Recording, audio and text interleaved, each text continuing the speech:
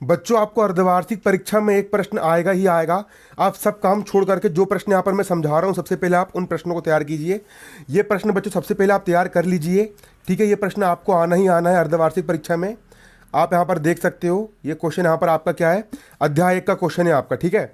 अध्याय 1 का आपका क्वेश्चन है, मोस्ट इंपॉर्टेंट है। चैप्टर 1 का आपका क्वेश्चन है, उपापचयन या रेडॉक्स अभिक्रिया से आप क्या समझते हो। रेडॉक्स अभिक्रिया किसे कहते हैं, रेडॉक्स अभिक्रिया से आप क्या समझते हो, उदाहरण दीजिए। मोस्ट इंपॉर्टेंट क्वेश्चन है। रेडॉक्स अभिक्रिया से आप क्या समझते हो, रेडॉक्स अभिक्रिया या उपापचयन अभिक्रिया से आप क्या समझते हो, उदाहरण दीजिए। उपापचयन अभिक्रिया या रेडॉक्स अभिक्रिया, ठीक है।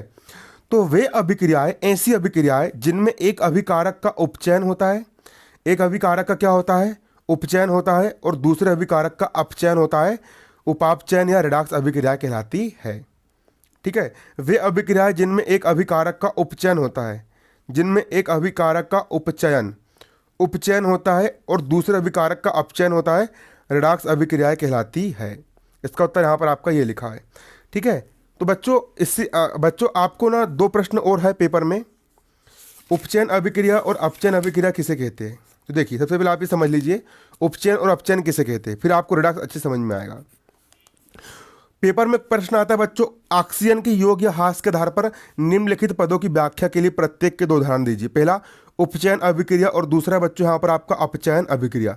उपचयन अभिक्रिया और अपचयन अभिक्रिया किसे कहते हैं। तो देखिए उपचयन अभिक्रिया, जब किसी पदार्थ से ऑक्सीजन का योग होता है तो उस पदार्थ का उपचयन होता है, अर्थात किसी पदार्थ में ऑक्सीजन का जुड़ना उपचयन कहलाता है। जैसे कि देखिए एक पदार्थ यहाँ पर कॉपर है, इस पदार्थ में यहाँ पर ऑक्सीजन का योग हो रहा है, ऑक्सीजन यहाँ पर आकर के जुड़ रहा है, तो यहाँ पर ऑक्सीजन का उपचयन होता है।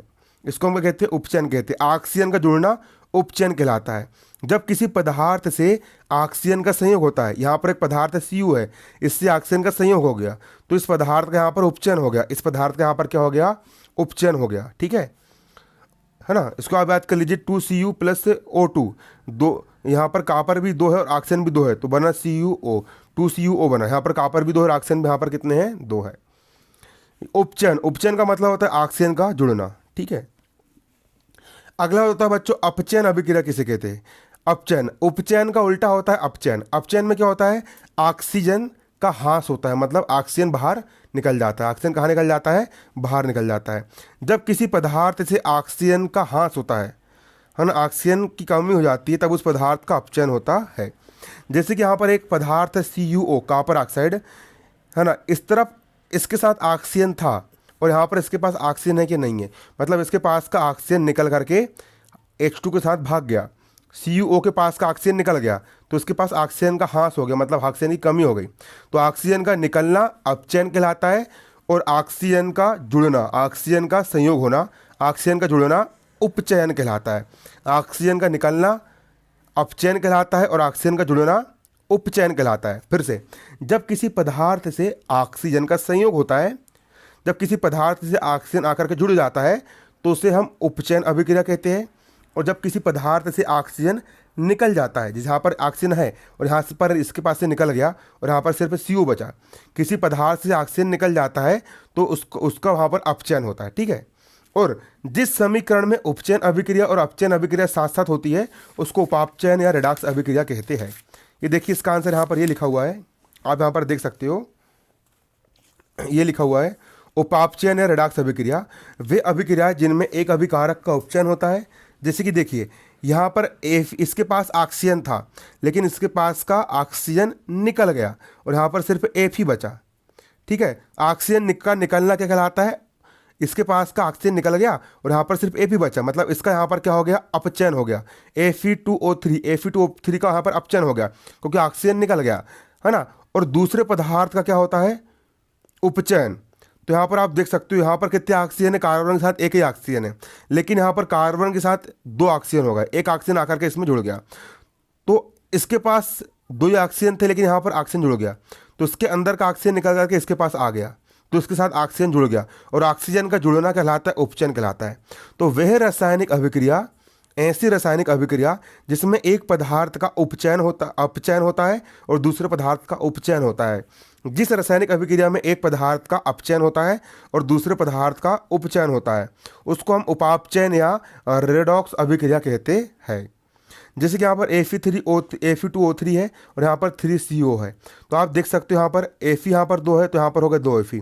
यहाँ के 3 ऑक्सीजन निकल करके ये इसके साथ आकर के जुड़ गए, यहाँ के 3 ऑक्सीजन इससे आकर जुड़ गए। यहाँ पर कार्बन कितने हैं 3 है, यहाँ पर भी कार्बन 3 है, यहाँ पर ऑक्सीजन कितने हैं 3 है ना, और ये 3 ऑक्सीजन, तो यहाँ पर ऑक्सीजन कितने हो गए 3 दूनी 6 हो गए। ठीक है, तो यहाँ के 3 ऑक्सीजन होकर यहाँ पर और जुड़ गए, है ना। तो 3 ऑक्सीजन जो हो गए, ओके सामने 3 लगा मतलब 3 ऑक्सीजन जो हो गए और 3 ऑक्सीजन जो हो गए, तीनों 3 6 ऑक्सीजन हो गए और यहाँ पर भी ऑक्सीजन कितने हो गए 3 दूनी 6 हो गए। ठीक है ना। इस प्रकार आपका समीकरण बना है। तो किसको कहेंगे रेडॉक्स अभिक्रिया? जिसमें एक पदार्थ का अपचयन होगा और दूसरे का उपचयन।